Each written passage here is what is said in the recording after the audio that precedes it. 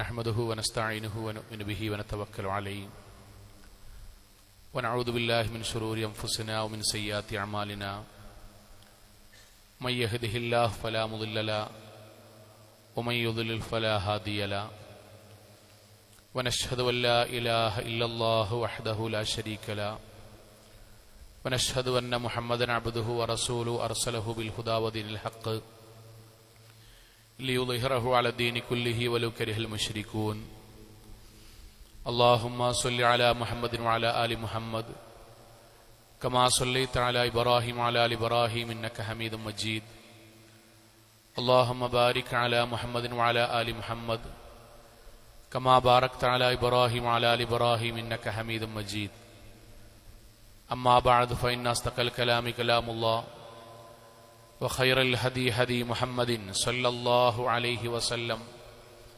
وشر الأمور محدثاتها وكل بدعة ضلالة وكل ضلالة في النار أعوذ بالله من الشيطان الرجيم بسم الله الرحمن الرحيم يا أيها الذين آمنوا اتقوا الله حق تقاته ولا تموتن إلا وأنتم مسلمون സ്നേഹാദരണീയരായ സത്യവിശ്വാസികളെ, വിശ്വാസിനികളെ, ജീവിതത്തിൻ്റെ എല്ലാ മേഖലകളിലും റഹ്മാനായ അള്ളാഹുവിൻ്റെ വിധിവിലക്കുകൾ കഴിവിൻ്റെ പരമാവധി സൂക്ഷിച്ച് നല്ല ഭക്തരായി ജീവിക്കണം എന്നെന്നോടെന്ന പോലെ ഓരോരുത്തരോടും ഉണർത്തുകയാണ്, വസിയത്ത് ചെയ്യുകയാണ്. അള്ളാഹു നമ്മെ എല്ലാവരെയും അനുഗ്രഹിക്കുമാറാകട്ടെ.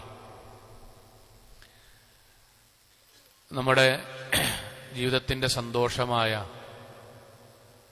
നമ്മുടെ കുടുംബവുമായി ബന്ധപ്പെട്ട കുറേ കാര്യങ്ങൾ നമ്മൾ സംസാരിച്ചു. അതിൻ്റെ അവസാന ഭാഗങ്ങൾ എന്നുള്ള നിലയിൽ ഒന്ന് രണ്ട് പ്രധാനപ്പെട്ട കാര്യങ്ങൾ കൂടി സൂചിപ്പിക്കണമെന്ന് തോന്നുന്നു. ഇന്ന് നമ്മൾ സംസാരിക്കുന്ന കാര്യം വിവാഹത്തെക്കുറിച്ച് ആലോചിക്കുന്ന, വിവാഹ അന്വേഷണങ്ങൾ നടത്തുന്ന ആളുകൾക്കും സ്വന്തം കുടുംബത്തിലേക്ക്, മക്കളിലേക്ക് വിവാഹാന്വേഷണം നടത്തുന്ന മാതാപിതാക്കൾക്കും അമ്മാവന്മാർക്കും എളാപ്പ മൂത്താപ്പമാർക്കും ഇനി ഭാവിയിൽ വിവാഹം കഴിക്കാൻ പോകുന്ന ആളുകൾക്കുമുള്ള ജീവിതത്തിലെ ദീനുമായി ബന്ധപ്പെട്ട പ്രധാനപ്പെട്ട ഒരു ഭാഗമാണ്.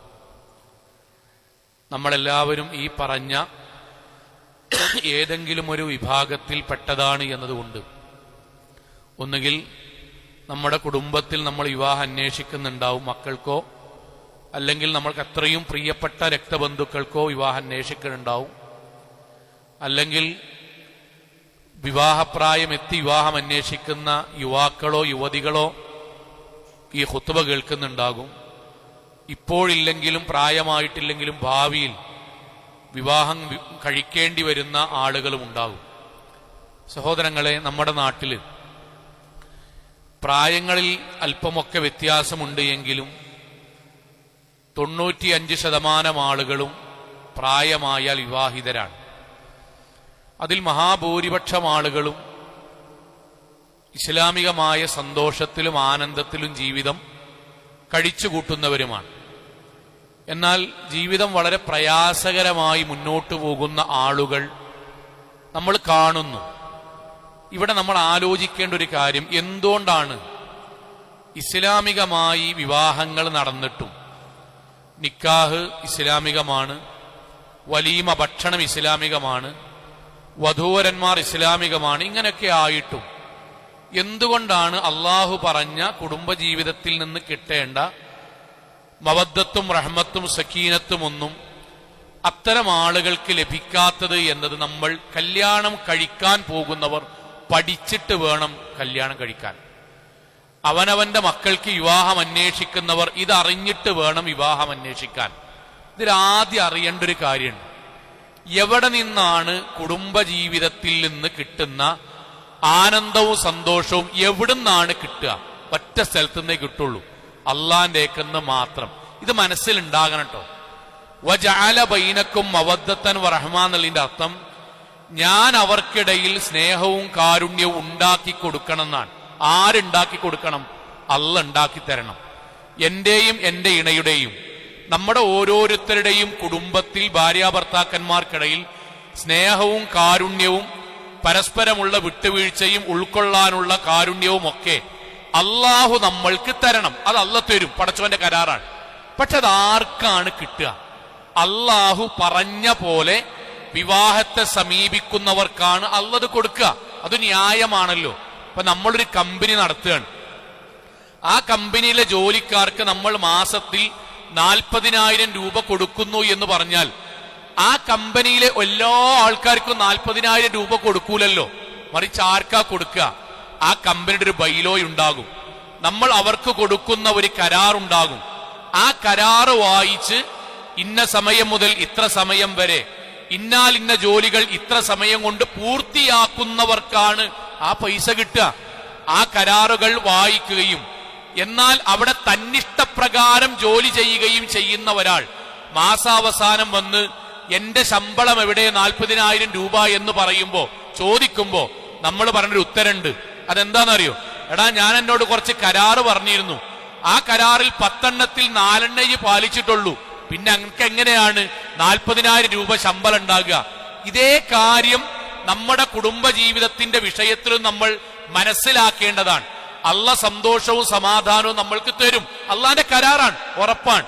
പക്ഷേ അതിന് അള്ള വെച്ച ചില മാനദണ്ഡങ്ങളുണ്ട്.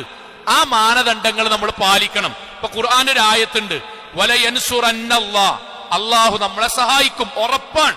സന്തോഷം തരും, ആനന്ദം തരും, മക്കളിലൂടെ കൺകുളിർമ തരും. ചെറിയ ചെറിയ പ്രയാസങ്ങളെ പരിഹരിച്ച് അള്ളാഹു ആനന്ദത്തോടെ സ്വർഗം വരെ നമ്മുടെ കുടുംബത്തെ അള്ള കൊണ്ടുപോകും. ആർക്ക്? മൻ യൻസുറുഹു, അള്ള പറഞ്ഞ ദീനനുസരിച്ച്, പടച്ചോൻ പറഞ്ഞ കരാർ അനുസരിച്ച് നമ്മൾ വിവാഹം കഴിച്ചാൽ അതിൽ ഒന്നാമത്തെ കരാർ എന്താ അറിയോ? ഒന്നാമത്തെ കരാറ് അള്ളാഹുവിന്റെ വാക്ക്, വൻകിഹു അൽ അയാമാ മിൻകും, വിശ്വാസികളെ നിങ്ങൾ നിക്കാഹ് നടത്തേണ്ടത്, കെട്ടാണെങ്കിലും കെട്ടിക്കാണെങ്കിലും നിങ്ങൾ ചെയ്യേണ്ടത് അവിവാഹിതരായ ആളുകളും വസ്വാലിഹീന മിൻ ഇബാദിക്കും വ ഇമായിക്കും, നിങ്ങളുടെ അടിമകളിൽ നിന്ന് സ്വാലിഹീങ്ങളായ ആളുകളെയാണ് നിങ്ങൾ വിവാഹം കഴിക്കേണ്ടതും കഴിപ്പിക്കേണ്ടതും. ഇതൊന്നാമത്തെ മാനദണ്ഡാണ്. ഇത് ഹൃദയത്തിൽ ഉണ്ടാകട്ടോ. മക്കൾക്കും പഠിപ്പിക്കണം. ഞാൻ വിവാഹിതരാകാൻ പോകുന്ന ആൺകുട്ടികളോടും പെൺകുട്ടികളോടും പറയാൻ, സഹോദരങ്ങളെ, നിങ്ങളുടെ വിവാഹ ജീവിതം കൊണ്ട് അടി ഉണ്ടാകണ്ടെങ്കിൽ, കച്ചറുണ്ടാകണ്ടെങ്കിൽ, നിങ്ങൾ ഡൈവേഴ്സ് നോട്ടീസിന് വേണ്ടി വക്കീലന്മാരെ കാണാതെക്കണമെങ്കിൽ, നിങ്ങൾ ആട്ടിൽ കച്ചറുണ്ടായിട്ട് അവസാനം 2 ഭാഗത്തും പിരിഞ്ഞു പോകുന്ന അവസ്ഥ ഉണ്ടാകാതെക്കണമെങ്കിൽ, മക്കൾ ബാപ്പാനിമ്മാനും കിട്ടാതെ അവസാനം തോന്നിവാസികളായി പോകാതിരിക്കണമെങ്കിൽ, അള്ള പറഞ്ഞ ഒന്നാമത്തെ വാക്കെന്തറിയോ? നമ്മുടെ മക്കൾ അയക്ക് പോകാതെക്കാൻ ഇനിയെങ്കിലും ശ്രദ്ധിക്കേണ്ടത്, നമ്മൾ വിവാഹം കഴിക്കുമ്പോഴും കഴിപ്പിക്കുമ്പോഴും സ്വാലിഹീങ്ങളെ തെരഞ്ഞെടുക്കുക. അതിന്റെ അർത്ഥം എന്താ രസങ്ങളെ? ഈ നാട്ടിൽ ഒരുപാട് സഹോദരീ സഹോദരങ്ങളുണ്ട്, അവരൊക്കെ വിവാഹം കഴിക്കണം. പക്ഷെ നമ്മൾ നമ്മുടെ വീട്ടിലും ജീവിതത്തിലും കൊണ്ടെന്റെ ആരറിയോ? സ്വാലിഹായ പുരുഷനെയും സ്വാലിഹത്തായ സ്ത്രീയെയുമാകണം. ഇത് ഖുർആന്റെ നിർദ്ദേശമാണ്. ആ നിർദ്ദേശം പാലിക്കുമ്പോൾ അള്ളാഹു അത് സ്വീകരിക്കുന്നവർക്ക് അള്ളാഹു ജീവിതത്തിൽ മവദ്ദത്ത് നൽകും, ഖുർറത്തു ഐൻ നൽകും, കണ്ണുകുളിർമ നൽകും. അവർക്കിടയിൽ ഇഷ്ടവും സ്നേഹവും അള്ളാഹു വർദ്ധിപ്പിക്കും. ഇത് പടച്ചോന്റെ കരാറാണ്. ഇല്ലെങ്കിലോ ഏത് വീട്ടിലാണ് അടി ഉണ്ടാകുക? അള്ളാന്റെ ആയത്താണോ?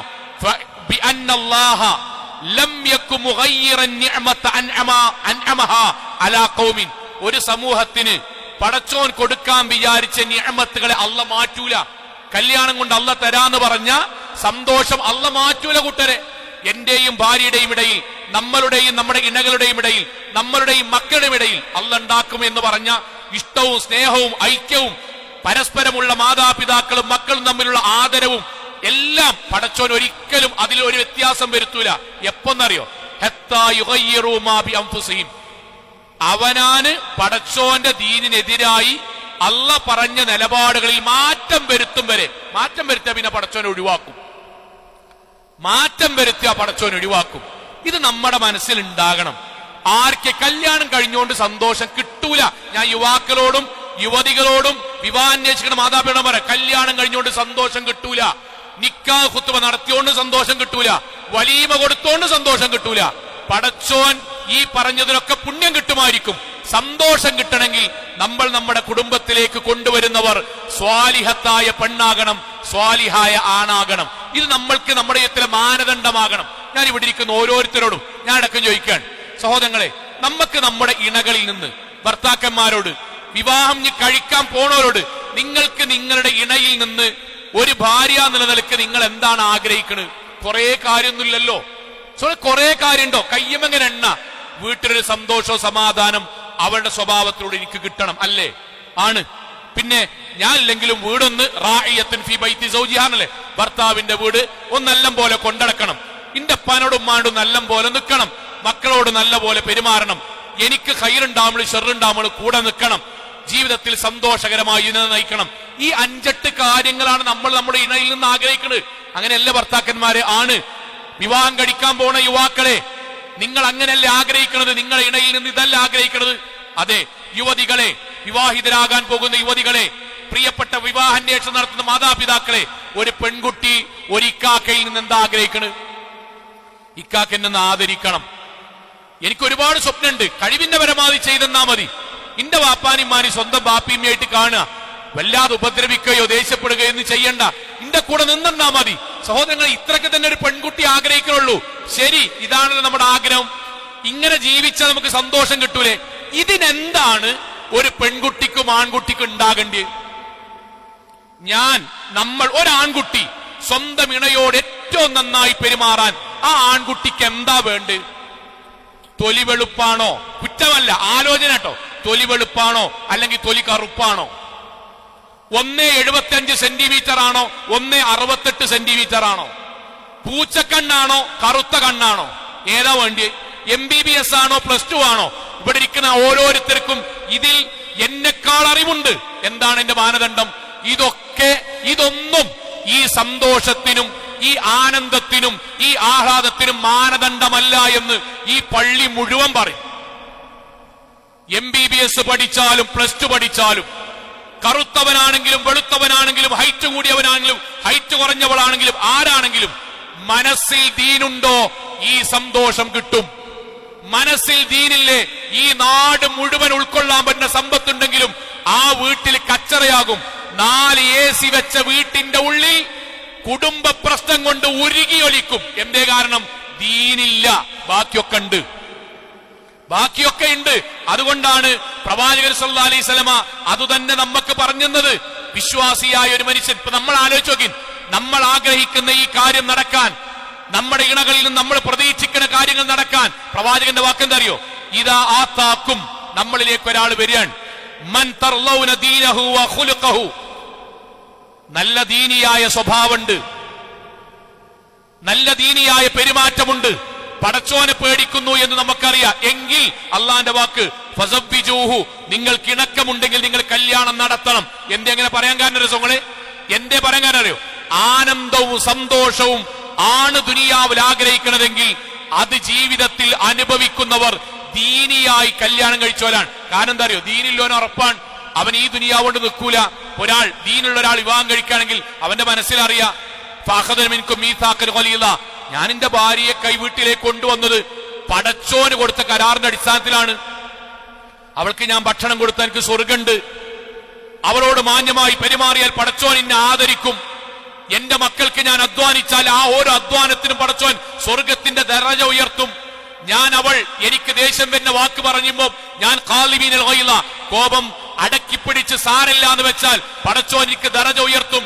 എന്നെയും എന്റെ ഇണയെയും പ്രവാചകന്റെ കുടുംബത്തിന്റെ കൂടെ സ്വർഗത്തിലേക്കാക്കും. അതുകൊണ്ട് ഞാൻ അവളോട് ഏറ്റവും നന്നായി പെരുമാറും. എന്തേ കാരണം? എന്റെ മനസ്സിൽ ദീനുണ്ട് കൂട്ടരെ. എന്റെ മനസ്സിൽ, നിങ്ങളുടെ മനസ്സിൽ ദീനുണ്ടോ?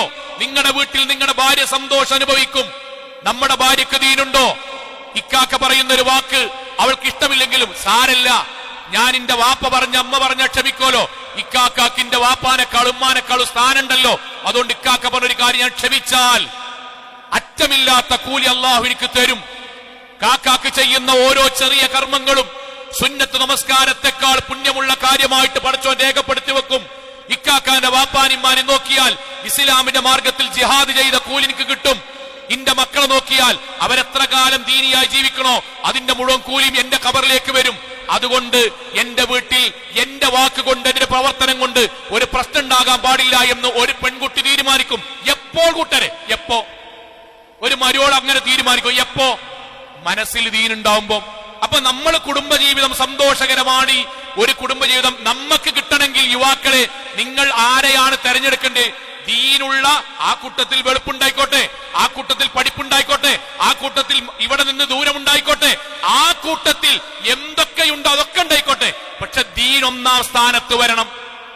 ഉമ്മാരെ വാപ്പാരെ, നിങ്ങളുടെ മരുമക്കൾ നിങ്ങൾക്ക് സ്നേഹനിധിയായ ഒരു മരുമകളാകണമെങ്കിൽ, നിങ്ങളുടെ മരുമകൻ നിങ്ങൾക്ക് കാരുണ്യമുള്ള ഒരു മരുമകനാകണമെങ്കിൽ അവന്റെ മനസ്സിൽ ദീനാണുണ്ടാണ്ടേ. അപ്പോഴേ നിങ്ങളെ സ്വന്തം ബാപ്പിയുമായിട്ട് അംഗീകരിക്കുള്ളൂ. അപ്പൊ നിങ്ങൾ അന്വേഷിക്കും, എന്താ അന്വേഷിക്കണ്ടേ? ദീനുള്ളവരിൽ നിന്ന് നമ്മളെ കുടുംബത്തിന് പറ്റിയത്. നമുക്ക് എന്താ സംഭവിച്ചത് ഞങ്ങളെ? അവിടെയാണ് പാളി. അവിടെ എത്ര ഖുത്ബ കേട്ടാലും ആ വിഷയത്തിൽ ശൈത്താൻ നമ്മളെ, പഴയ ജാഹിലിയത്ത് ഉണ്ടല്ലോ, പഴയ ജാഹിലിയത്ത്, അബൂജഹലിന്റെ ജാഹിലിയത്ത്, അതാ സമയത്ത് ഇങ്ങനെ ഏതെങ്കിലും നരമ്പ് കൂടെ വരും. ഇങ്ങോട്ട് എന്ത് വരും? സംഗതി ഓക്കെയാണ്. പക്ഷെ നമ്മളെ മന്ത്രിമാര് പലൊക്കെ പങ്കെടുക്കണ, ഒരു മൂല്യമാരൊക്കെ പങ്കെടുക്കുന്ന സദസ്സിക്ക് ആ കുടുംബത്തിന്ന് എന്നിട്ട് എന്താ സംഭവിക്കാറ് നിങ്ങളെ? 6 മാസം 7 മാസം പിന്നെ കച്ചറടങ്ങാണ്. പിന്നെ കച്ചറടങ്ങ. കാരണം ദീനില്ലാത്ത ഒരാളെ വീട്ടിലേക്ക് കൊണ്ടുവന്നാൽ നമ്മളെ ഒന്നും പറ്റൂല. സുബൈക്ക് എഴുന്നേക്കണ പറ്റൂല, വലത്തെ കൈ കൊണ്ട് ഭക്ഷണം കഴിക്കണ പറ്റൂല, ഹറാമായ ഭക്ഷണം ഒഴിവാക്കണ പറ്റൂല, ജീവിതത്തിൽ അള്ള പറഞ്ഞ വസ്ത്രദാനം പറ്റൂല, ഒന്നും പറ്റൂല. കുട്ടിന്റെ ജീവിതത്തിൽ അവനാനൊരു കുട്ടി ഉണ്ടായി, ആ കുട്ടി ജനിക്കുന്നത് മുതൽ ഇസ്ലാമികമായ ആചാരാനുഷ്ഠാനങ്ങളിൽ കച്ചറ തുടങ്ങും. വീട്ടിൽ മരണം നടന്നാൽ കച്ചറ തുടങ്ങും. വല്യാപ്പ അവരുടെ വീട്ടിൽ ഏതെങ്കിലും മരണം നടന്നാൽ കച്ചറ തുടങ്ങും. എന്തേ കാരണം? സമാധാനം പോകല്ലേ. അങ്ങോട്ട് വന്നില്ല പരാതി, ഭക്ഷണം കഴിച്ചില്ല പരാതി, കൂട്ടിക്കൊണ്ടുവന്നില്ല പരാതി, സമാധാനം അങ്ങനെ പോകാൻ ഒറ്റ കാരണമുള്ളൂ. സ്വാലിഹത്തായ സ്ത്രീയെയും പുരുഷനെയും നമ്മൾ തെരഞ്ഞെടുക്കുന്നതിൽ നമ്മൾ അമാന്തം കാണിച്ചു. ഇവിടെ ഇരിക്കണ ഓരോ യുവാക്കളോടും ഹൃദയത്തുന്ന പറഞ്ഞ യുവാക്കളെ, കല്യാണം കഴിക്കാൻ പോണ പെൺകുട്ടിയാളെ ഞാൻ ചോദിക്കാൻ, മനസ്സിലാകാൻ വേണ്ടി വെക്കാൻ, നിങ്ങൾ അങ്ങാടി കൂടെ അങ്ങനെ പോകുന്നു, അപ്പൊ ഒരു പെൺകുട്ടി നിങ്ങൾ ഇങ്ങനെ കാണുന്നു, ആ പെൺകുട്ടിന്റെ മുഖം നിങ്ങൾക്ക് ഭംഗിയായി തോന്നുന്നു, നിങ്ങൾ ആ പെൺകുട്ടിനെ വന്നിട്ട് എനിക്ക് ആ പെൺകുട്ടിനെ കെട്ടണമെന്ന് പറയുന്നു. ശരി, നിങ്ങൾ കെട്ടിന് ഒറ്റ മാനദണ്ഡമുള്ളൂ. എന്താ അറിയോ? മുഖവും ശരീരവും നിങ്ങൾക്ക് ഭംഗിയായി തോന്നി. വേറെന്ത് മാനദണ്ഡമുള്ളു? എന്നിട്ട് ആ പെൺകുട്ടിനെ കല്യാണം കഴിഞ്ഞതിന് ശേഷം 4 മാസം കഴിഞ്ഞിട്ട് നിങ്ങൾ പറയാണ് ഓള് പറഞ്ഞേ കേൾക്കണില്ല, ഓൾ ഉമ്മാനോടും ബാപ്പാനോടും തർക്കിച്ച് കയറുകയാണ്, ഓൾക്ക് എന്താ പറയാ, പഴയത്തൊരു ദീനോൾക്ക് പറ്റണില്ല. സഹോദരങ്ങളെ, നിങ്ങൾ കല്യാണം കഴിക്കാൻ നേരത്തെ എന്തേ നോക്കിയത്? ആ വെളുപ്പ് മാത്രം നിങ്ങൾ നോക്കി, നിങ്ങൾ ശരീരം മാത്രം നോക്കി, ഭംഗി മാത്രം നോക്കി, ഭംഗി മാത്രം നോക്കി കെട്ടിയ ഒരാള് കെട്ടിയതിന് ശേഷം പിന്നെ ദീനില്ല എന്ന് പറയില്ല. എന്താ അർത്ഥ കൂട്ടരുള്ളത്? എന്തർത്ഥാണ് ഇത്? ഞാൻ സത്യസന്ധമായി പറയാണ്, ഇതാ നടക്കുന്നത്. ഒരു കുടുംബ ജീവിതത്തിന്റെ ഒരു മധ്യസ്ഥ ചർച്ച നടക്കുമ്പോഴേ വാപ്പാരുമാരും വന്നിട്ട് ദീൻ എന്തെങ്കിലും പറയും. മരുവനോട് ദീന് പറയുമ്പോ മൗലവി ഓനോടങ്ങനെ ദീൻ അറിയണേ, ഓനോടങ്ങനെ ദീൻ പറയണേ. ദീൻ പറഞ്ഞിട്ടൊക്കെ നന്നാകണം. എന്ത് നന്നാകണം? ഓനതൊന്നും ഇല്ല. വാപ്പ കംപ്ലൈന്റ് ആയിട്ട് പറയാണ് ഓനതില്ല. വാപ്പാരെ, നിങ്ങളെ മകൾക്ക് ഓൻ അന്വേഷിക്കുമ്പോ നിങ്ങളാണല്ലോ അന്വേഷിക്കാൻ പോയത്, നിങ്ങളാണല്ലോ അന്വേഷിക്കാൻ പോയത്. കച്ചറുണ്ടാകുമ്പോഴല്ലോ ഓൻ ആയത്തോ ദീസോതി കൽപ്പിച്ചു കൊടുക്കേണ്ടത്. അതിന്റെ മുന്നേ നിങ്ങൾ അന്വേഷിക്കുമ്പോൾ നിങ്ങൾ എന്തൊക്കെ അന്വേഷിച്ചിന്? അടിയാധാരം മുതൽ അവിടെ ഇന്റെ മകക്ക് ബാപ്പാനിമ്മാനി നോക്കാതെ നിൽക്കാൻ പറ്റുമോ എന്നുള്ള ഐഡിയ വരെ ആലോചിച്ച് കല്യാണം നടത്തിയതല്ലേ? ഐഡിയ വരെ ആലോചിച്ചിട്ട് അപ്പൊ ദീന് നോക്കിയില്ല. കച്ചറുണ്ടാവുമ്പോ നമ്മൾ കംപ്ലൈന്റ് പറയാണ് ഓനെന്ത് ദീനാണ്. പെൺകുട്ടിന്റെ എന്തെങ്കിലും വിഷയം പറയുമ്പം മൗലവി ഓളോട് ഞങ്ങൾ ദീന് പറയുന്നത് ഒന്ന് നിസ്കരിച്ച് കിട്ടിയാ മതി, അങ്ങനെ പറയാ കംപ്ലൈന്റ് ആയിട്ട്. ആ കുട്ടി അവിടെ നിൽക്കട്ടെ. അവിടെ തെരഞ്ഞെടുത്തത് ആരാമ്മാരെ വാപ്പാരെ? ആരാ? ഗവൺമെന്റ് ആണോ? ഇവിടുത്തെ മന്ത്രിമാരാ? അല്ല, നമ്മൾ പോയിട്ട് തെരഞ്ഞെടുത്തതാണ്. ഭർത്താക്കന്മാരെ എങ്ങൾക്ക് അതിന് പങ്കുണ്ടെങ്കിൽ ബാപ്പിയും പറഞ്ഞേ കേൾക്കാതെ നിങ്ങൾ ഒറ്റക്കാ തെരഞ്ഞെടുത്തതെങ്കിൽ ആ കുട്ടി ദീനിയല്ല എന്നത് നിങ്ങൾ കല്യാണത്തിന് ശേഷം പറഞ്ഞ കാര്യമല്ലല്ലോ. നിങ്ങൾ അന്വേഷിക്കുമ്പോൾ, നമ്മൾ അന്വേഷിക്കുമ്പോൾ ദീൻ അന്വേഷിച്ചോ എങ്കിൽ നമ്മൾക്ക് കംപ്ലൈന്റ് പറയാ, ഞാൻ ദീന് നോക്കി കല്യാണം കഴിച്ചു. ദീനുള്ള, ഞാൻ ആവർത്തിക്കുന്നുണ്ടോ, ദീനുള്ള, ബാക്കി നമ്മുടെ ഇഷ്ടങ്ങളൊക്കെ പറഞ്ഞോളൂ, പക്ഷെ ദീനുള്ളവരിൽ നിന്നാണ് ആ ഇഷ്ടം പരിഗണിക്കേണ്ടത്.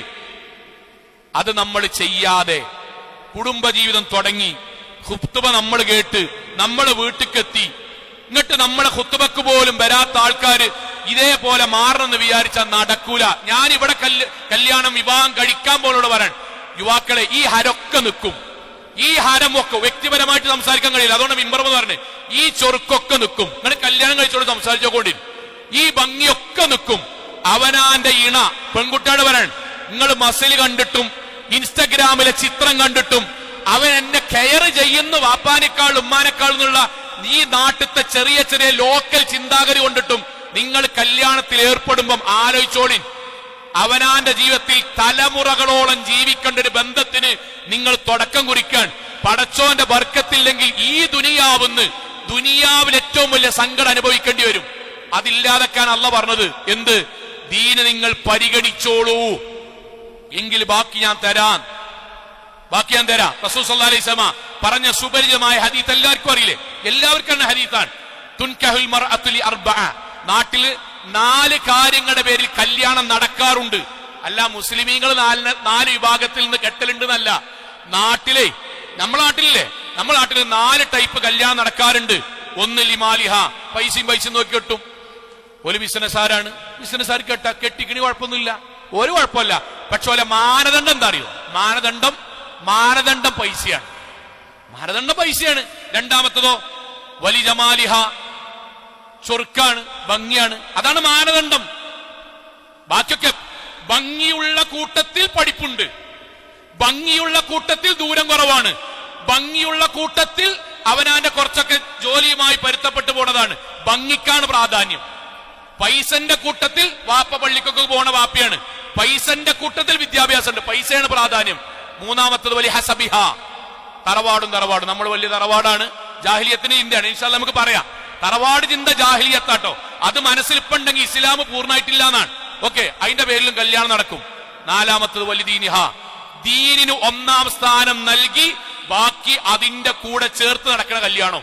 ദീനുള്ള പഠനമുള്ള, ദീനുള്ള ഭംഗിയുള്ള, ദീനുള്ള ദൂരം കൂടുതലും ദൂരം കുറവുള്ള, ദീനുള്ള അവനാന്റെ ജോലിയുള്ള, ദീനിന് പ്രഥമ സ്ഥാനം കൊടുത്ത് ബാക്കിയുള്ളത് അതിനനുസരിച്ച് അന്വേഷിച്ച് നടത്തുന്ന 4 തരത്തിലുള്ള കല്യാണം. എന്നിട്ട് എന്താ നബി സല്ലല്ലാഹു അലൈഹി വസല്ലം പറഞ്ഞ്? ഇത് നാട്ടിൽ നടക്കലുണ്ടെന്ന് പറഞ്ഞ്. എന്നിട്ട് നമ്മൾ വരാൻ ഖിബിലക്ക് നേരെ തിരിയുന്നവരെ, റമദാനിൽ നോമ്പ് തോൽക്കുന്നവരെ, അള്ളാഹുവിന്റെ മുന്നിൽ സുജൂദ് ചെയ്യുന്നവരെ, സ്വർഗം കിട്ടണമെന്ന് ആഗ്രഹിക്കുന്നവരെ, നബിയുടെ കൂടെ സ്വർഗധാരാമങ്ങളിൽ അള്ളാനെ കാണാൻ പൂതി വെച്ച കുടുംബമേ, ഈ ദുനിയാവിൽ സന്തോഷത്തോടുകൂടി മക്കളോടൊപ്പം ജീവിക്കണമെന്ന് ആഗ്രഹിക്കുന്നവരെ, നമ്മൾ മരിച്ച് ഖബറിലേക്ക് എത്തിയാലും നമ്മുടെ മക്കൾ നമുക്ക് വേണ്ടി പ്രാർത്ഥിക്കണമെന്ന് ആഗ്രഹിക്കുന്നവരെ, ഫദ്ഫർ ബിദാത്തിദ്ദീൻ, 4ാമത്തെ ദീനുള്ളവരുടെ ബാക്കി കാര്യങ്ങൾ പരിഗണിക്കുന്ന കല്യാണമാണ് നിങ്ങളുടെ വീട്ടിൽ, നിങ്ങളുടെ വ്യക്തി ജീവിതത്തിൽ നിങ്ങൾ നടത്തേണ്ടത്. അടുത്ത വാക്കെന്താ അറിയോ? തെരിബത്തിയതാ, റിസ്ക് എടുക്കേണ്ടി വന്നാലും, കയ്യിൽ മണ്ണ് പുരളേണ്ടി വന്നാൽ എന്താ അറിയോ? റിസ്ക് എടുക്കേണ്ടി വന്നാലും. ഓപ്പ തെരഞ്ഞെടുത്താണ്, ഓൻ 1.75, ഇങ്ങോട്ട് ഓൻ കെട്ടിയതാണ് 1.68. ഒരു ഗുമ്മില്ല. നാട്ടുകാർ പറയും സാരല്ല. നാട്ടുകാർ പറയും ഓനെ കാണാൻ ഭയങ്കര ചൊർക്ക്, ഓളെ കാണാൻ നാട്ടുകാർ പറഞ്ഞോട്ടെ. റസൂൽ സല്ലല്ലാഹു അലൈഹി വസല്ലം വാക്കാണ് തെരിബത്തിയതാ, റിസ്ക് എടുക്കേണ്ടി വരും. അമ്മമാരൊക്കെ വരും, എളാമാര് വരും. അനക്കെന്നാലും ഇങ്ങനെയാണല്ലോ കിട്ടിയത് എന്ന് പറയും. സാരല്ല, ഓരവസാനം നമ്മളെ തെരഞ്ഞ് വീട്ടിക്ക് വരും, നമ്മളോട് പ്രാർത്ഥിക്കാൻ വേണ്ടി വരും. അവസാനം നമ്മുടെ മക്കളെ കണ്ടിട്ട് അവർ പറയും അന്റെ കുട്ടിനെ ചേർത്തോടുത്ത് ഇന്റെ കുട്ടിനെയും ചേർക്കണട്ടോ എന്ന് പറയും. അതുവരെ അള്ളാഹ് പറഞ്ഞു ക്ഷമിക്കേണ്ടി വരും. ആ റിസ്ക് നിങ്ങൾ എടുത്തോ, കുടുംബത്തിൽ സന്തോഷം ഉണ്ടാകും, സമാധാനം ഉണ്ടാകും. ഈ ഹദീസിന്റെ ശറഹ് എന്താ അറിയോ?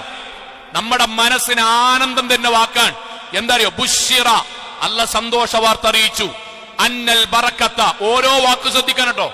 കുടുംബത്തിന്റെ സന്തോഷം, വൽ യുംന വൽ യുസ്റ, സമൃദ്ധിയും സൗഭാഗ്യവും, വരിള, ആ കുടുംബത്തിൽ ഉണ്ടാകുന്ന തൃപ്തിയും, ഫിദ്ദുനിയ ഖബ്ലൽ ആഖിറ, പരലോകത്തല്ല ദുനിയാവിൽ ആ കുടുംബത്തിൽ കിട്ടുന്ന ആനന്ദത്തിന്റെയും സന്തോഷത്തിന്റെയും അടിസ്ഥാനമാക്കി അല്ലാഹ് വെച്ചത് മഅദാത്തിദ്ദീൻ, മതത്തിന് 1ാം സ്ഥാനം കൊടുക്കുന്ന കല്യാണങ്ങളിൽ മാത്രമാണ്.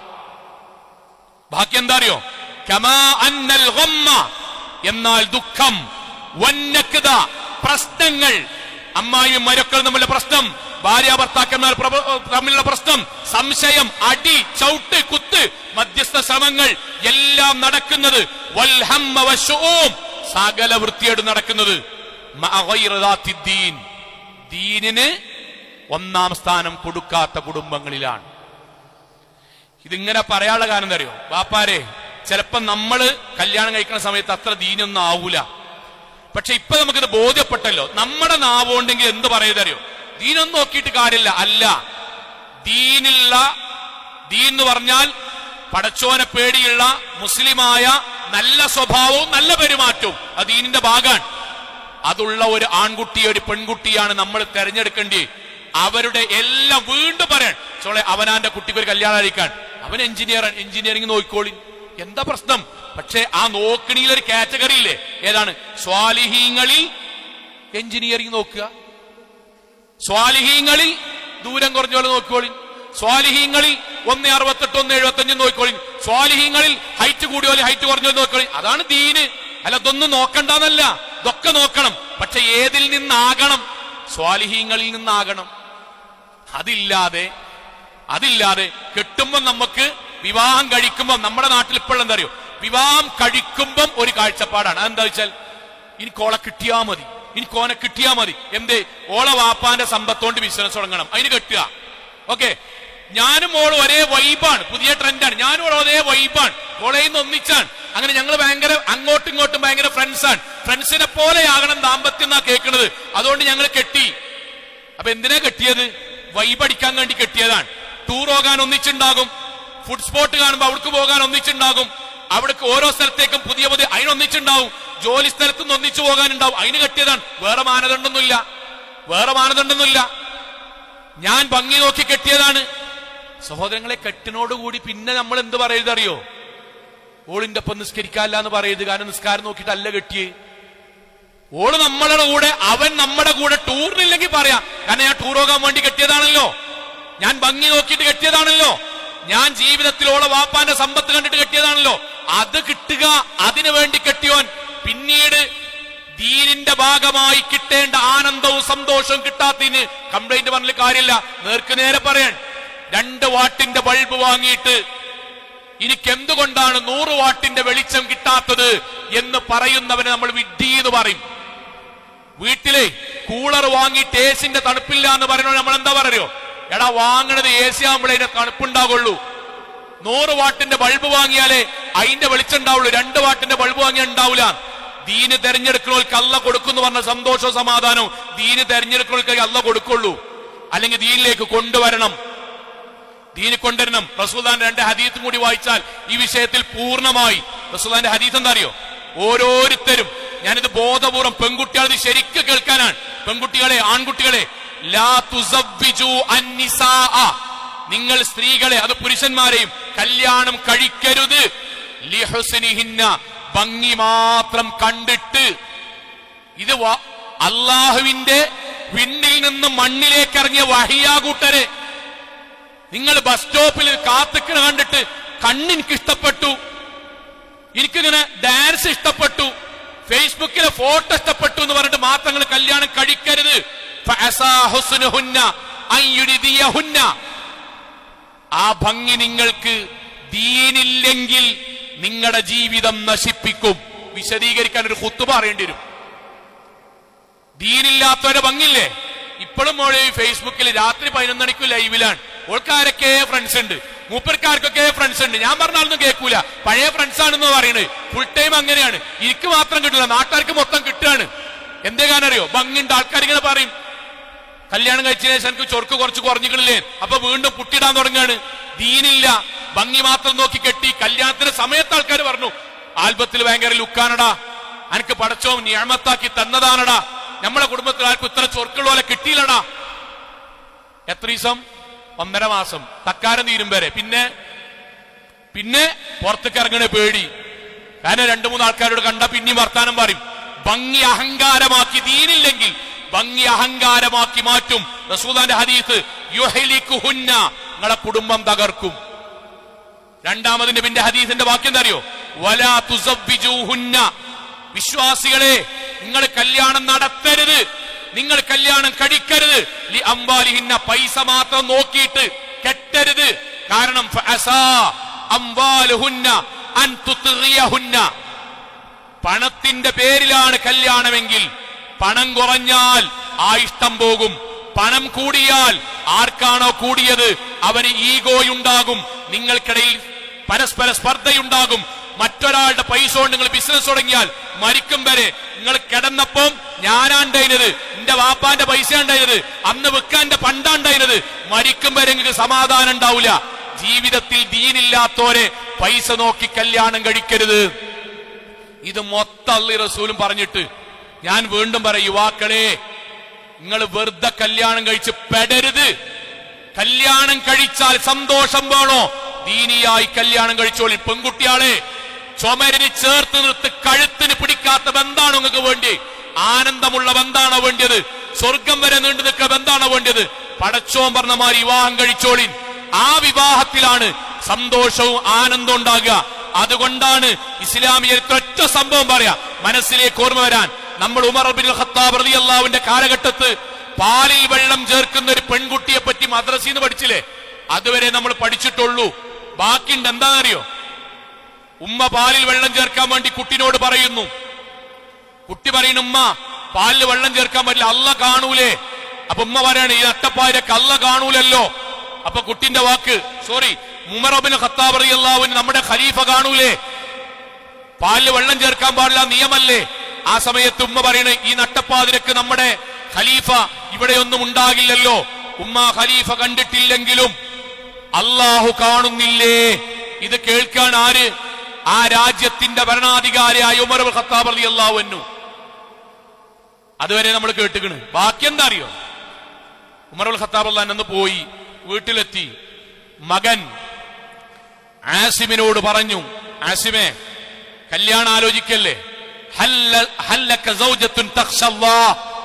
അള്ളാഹുവിനെ പേടിക്കുന്ന നല്ലൊരു പെൺകുട്ടിനെ വാപ്പ എനിക്ക് പറഞ്ഞു തരട്ടെ, പോയി കണ്ടോക്ക്, എനിക്ക് പറ്റുകയാണ് ഈ കല്യാണം നടത്താൻ.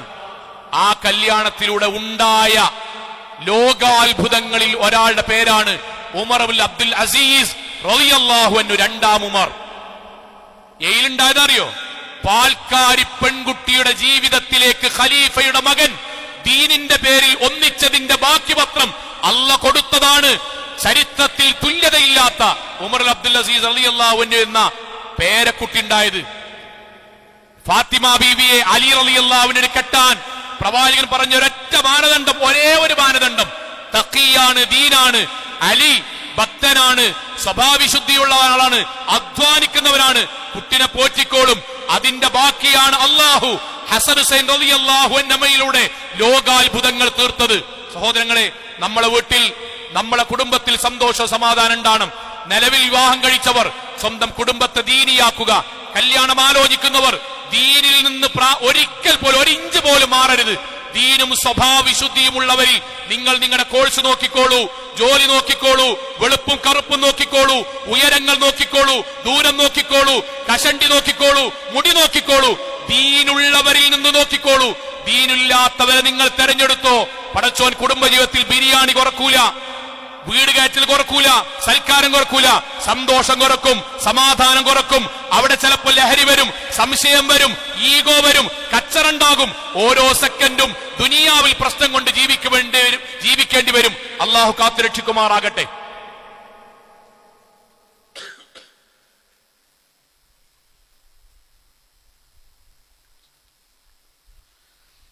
അൽഹംദുലില്ലാഹ് വസ്സലാത്തു വസ്സലാമു അലാ റസൂലില്ലാഹ് വഅലാ ആലിഹി വസഹ്ബിഹി അജ്മഈൻ. അമ്മാ ബഅദ് തഖുല്ലാഹി ഇബാദല്ലാഹ്.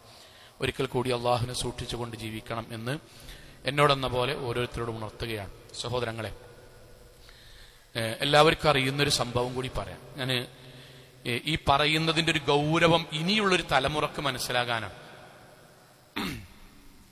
നമ്മളിത് വിവാഹം കഴിക്കുന്ന സമയത്ത് ആലോചിക്കണം എന്ന് പറയാൻ കാരണം, നമ്മൾ കേട്ടൊരു സംഭവം ഉണ്ടല്ലോ. ഉമർ ഇബ്നുൽ ഖത്താബ് റളിയല്ലാഹുവിന്റെ അടുക്കലേക്ക് ഒരു വാപ്പ വരുന്നു. നമ്മുടെ മനസ്സിലുണ്ടാണ് കേട്ടോ, ഇത് വിവാഹം കഴിക്കാൻ പോണ പെൺകുട്ടികളെ മനസ്സിലുണ്ടാണ്. വാപ്പ വരുന്നു, മകൻ, സ്വന്തം മകനെ പറ്റി കംപ്ലൈന്റ് പറയാനാണ് വാപ്പ വരുന്നത്. മകനെ പറ്റി കംപ്ലൈന്റ്, മകൻ അനുസരണക്കേട് കാണിക്കാണ്, എന്താ ദീനിയല്ല എന്നൊക്കെ പറഞ്ഞിട്ട് കംപ്ലൈന്റ് ആണ്. അപ്പൊ മകനെ ഖലീഫയായ ഉമർ ഇബ്നുൽ ഖത്താബ് റളിയല്ലാഹുവിനെ വിളിച്ചു കൊണ്ടുവന്നു.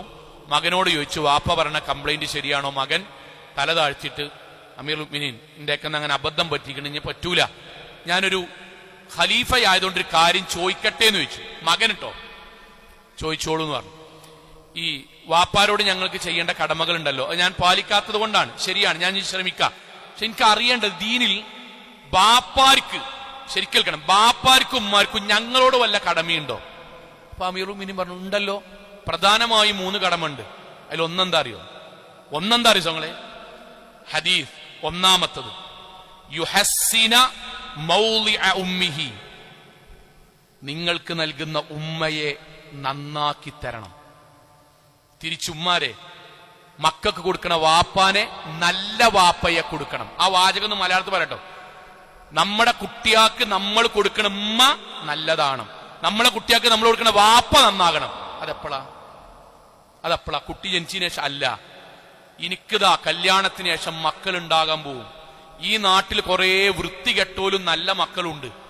ഇന്റെ മക്കള് നല്ല മക്കളുടെയും നിസ്കരിക്കണ മക്കളുടെയും എനിക്ക് വേണ്ടി പ്രാർത്ഥിക്കുന്ന മക്കളുടെയും ഈ നാടിൽ നല്ല രൂപത്തിൽ ജീവിക്കണ മക്കളും ആകണമെങ്കിൽ ആ മക്കളുടെ വാപ്പ നന്നാകണമെന്ന് കല്യാണത്തിന് സമ്മതിക്കുമ്പോ ഒരു പെൺകുട്ടിന്റെ മനസ്സിലുണ്ടാണ്.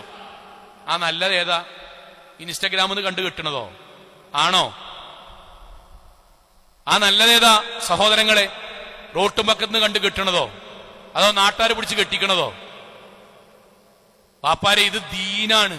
നിങ്ങൾ ആലോചിക്കും, എപ്പ ആലോചിക്കണം ഒരു കുട്ടി നന്നാകണമെങ്കിൽ? എപ്പ ആലോചിക്കണം? ആയിഷ റളിയല്ലാഹുവിന്റെ ഒരു വാചകം കൂടിയുണ്ട്.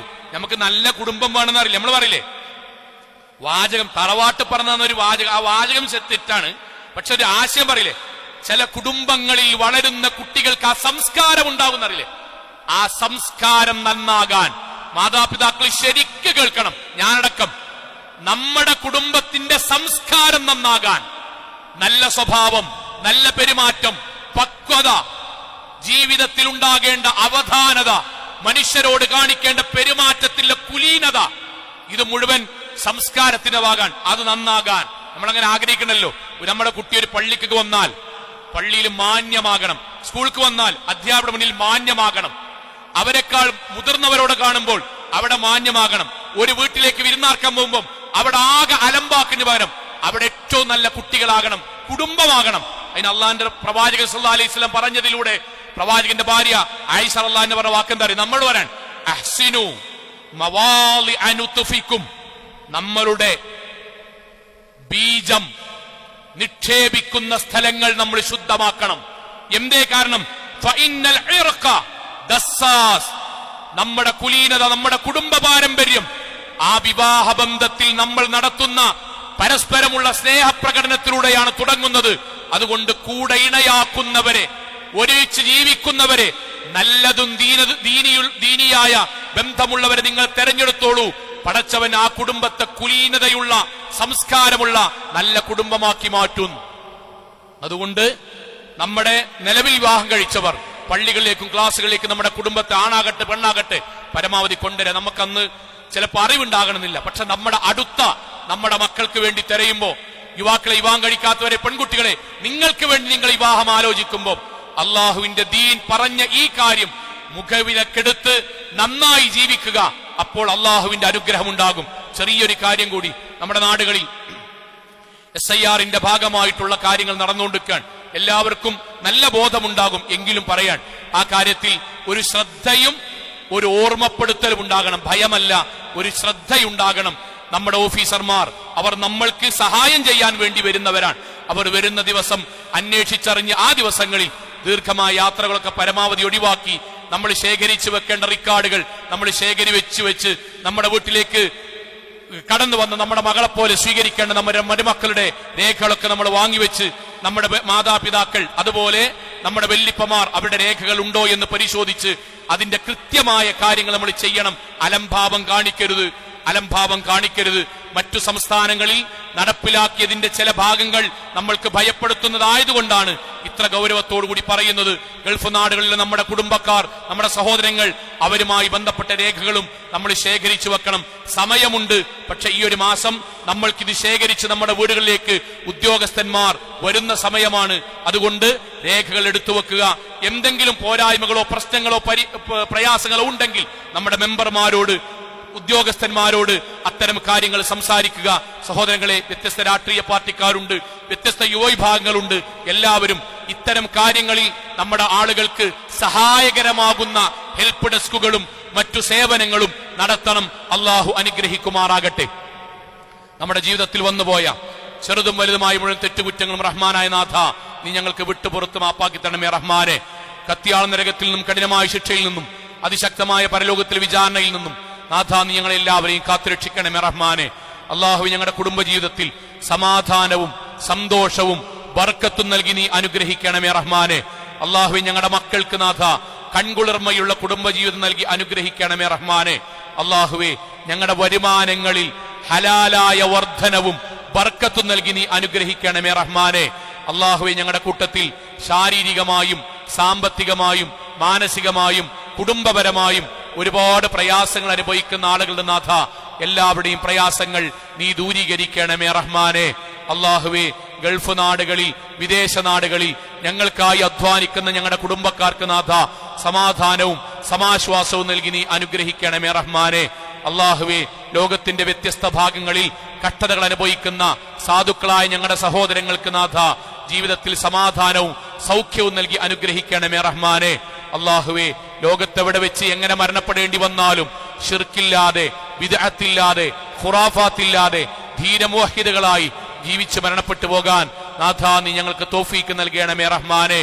അള്ളാഹുവെ ഞങ്ങളുടെ ജീവിതത്തിൽ സംഭവിച്ചിട്ടുള്ള ചെറുതും വലുതും രഹസ്യവും പരസ്യവുമായ മുഴുവൻ പാപങ്ങളും നാഥ നീ ഞങ്ങൾക്ക് വിട്ടുപുറത്ത് മാപ്പാക്കി തരികയും സ്വർഗം നൽകി അനുഗ്രഹിക്കുകയും ചെയ്യണമേ റഹ്മാനെ. അള്ളാഹുവെ നീ ഞങ്ങളെ നരകത്തിൽ നിന്നും കാത്തുരക്ഷിക്കണമേ റഹ്മാനെ. അള്ളാഹുവെ നിനക്കിഷ്ടപ്പെട്ട രൂപത്തിൽ വിവാഹങ്ങൾ നടത്തുവാനും ദീനിന് പ്രാമുഖ്യം നൽകി വിവാഹങ്ങൾ മുന്നോട്ട് നടത്തുവാനും അതിനുള്ള തഖ്വയും ഈമാനും നാഥ നീ ഞങ്ങൾക്കും ഞങ്ങളുടെ കുടുംബത്തിനും പ്രദാനം ചെയ്യണമേ റഹ്മാനെ.